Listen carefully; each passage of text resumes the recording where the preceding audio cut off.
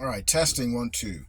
All right, a quick story. When we were filming Case of Death, right, there was a part in the film where the Travis character is in the car, right? So he's in the car, and we're filming in the car, right? We're filming in the car. I have these three suction pumps, and my Blackmagic Cinema camera connected onto it, and I have another identical camera in a different position, so I could film two angles at the same time, right? So because you never know what you're going to need in a situation like that when there's driving and stuff like that, right? So, but anyway, so when we set up, when we set when we set everything up, we had to expose the guy in the car, David Green in the car, right? We had to give him exposure. So there was loads of lights, right, and they were taped to the window screen, to the windscreen, right? And the cameras are there, and all the lights, the two or three lights that we had were battery lights, LED lights, and they were taped up onto the screen, and the suction cups from the camera kept coming off, and they were landing on me, and there was very tight space. I was in the passenger seat, and I have a picture of it somewhere. I have to dig it up somewhere. It's on some hard drive somewhere or something like that. But what, how dangerous it was, because only afterwards did I realize how dangerous it was. He could barely see, right? He could barely see out of the fucking car. It was like a gap on the window where he could kind of like see a little bit, because whatever it is with the lights and the tape and the camera and the suction pumps on the window screen inside and everything, right? It was he couldn't see, and they were bright. The lights were bright because we had to get an exposure in the car so we could try our best to get a bit of blue sky outside. It's very hard when you're doing a film yourself with no budget. I mean, it'd be easy to do if there was time and a better crew, and more of a crew, not a better crew, sorry, more of a crew, and you had everything cordoned off to a certain point where it is more professional, and I would just direct. I wouldn't be doing all that kind of stuff, right? So, but looking back on it, it was like, how the fuck did we get away with it, man? There was a couple of times where we nearly fucking crashed. I exploded at one point because the camera landed on my head. The suction pump released from the window. The camera clunked me on the head. I was getting frustrated because we wasn't getting what I wanted. And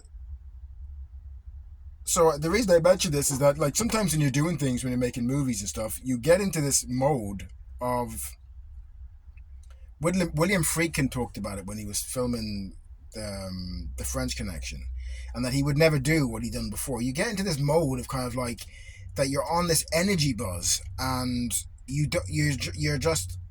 not really in the world. Like, even when people are talking to you and people are saying to do something or trying to demand things from you and stuff, you just dismiss them because your mind is somewhere completely, and you're like on a high. It's like a buzz, right? So, but it was really, really dangerous to do all that when he couldn't see out hardly out of the window and the lights were beaming and everything. It was just chaos, man. It was chaos.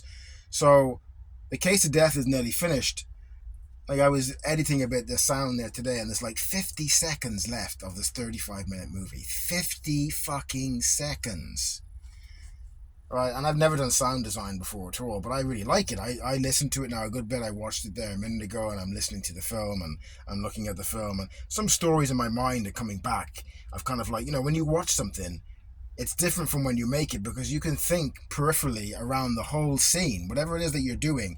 If there's a shot of the wheel of the car, you remember that you have to strap the camera to the side of the car, and you're worried that the suction pumps are going to come off, and you have a strap into the window and around the windscreen, and you're ratcheting it, and you're trying to have it so if it does come off, that the camera's not going to hit the road because it's really close to the road. And it could take an hour to set it up. And just say that shot I'm just describing there, that's in the film for about 1.5 seconds, 2 seconds. That's all I used of that cut that I was talking about. So there's so many things that go involved in a movie you would not believe. Like, I couldn't even believe it. Looking back on the movie now that the movie Case of Death is basically done, I'm looking at it and I'm like, geez, man, what an amount of work that went into this 35-minute film. And I remember everything to do with it, everything, even what was going on in my life in between it and all that kind of stuff, and the stupid people that you have in your life that stop you trying to do things.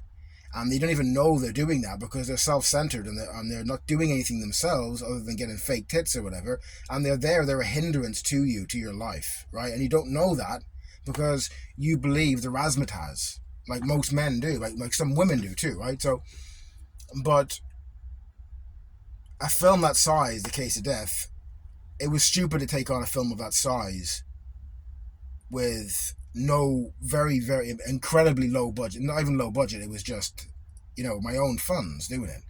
But looking at it now, it's kind of like, I'm glad I done it. I'm glad that it's done. All the car scenes, there was so many awkward shots to get. I mean, really, really fucking awkward. And some of the stuff in underground car parks where I didn't even have a permit to film. I had to go there on 3 separate occasions. One to film one driver, one to film another driver, and another one just to pick up other shots of wheels and different angles and try and fit the scene together. Right? So there were so many things that were done that were just done out of, I don't give a fuck, I'm just going to do it. And if someone comes in and says you can't do it, I'll pack up and I'll come back another day. That's the attitude that I kind of had, right? But looking at the film, it works. In my mind, it works. It's got mistakes and stuff in it. Case of Death has got mistakes in it, which every film really does, right? But going on what I had and going on how detailed and kind of like how intricate and awkward the movie was, with flash forwards and flashbacks and hospitals and townhouses and cars and open fields, and there was just so many things that could go wrong with a film of this size that I'm surprised that it ever got done even years later. So but anyway, going back to that bit about David Green when he couldn't see through the window, man, I mean, looking back on it, it's just like, what the fuck, man? If the cops would have stopped this, man, it was like this big bright light coming out of this car, right?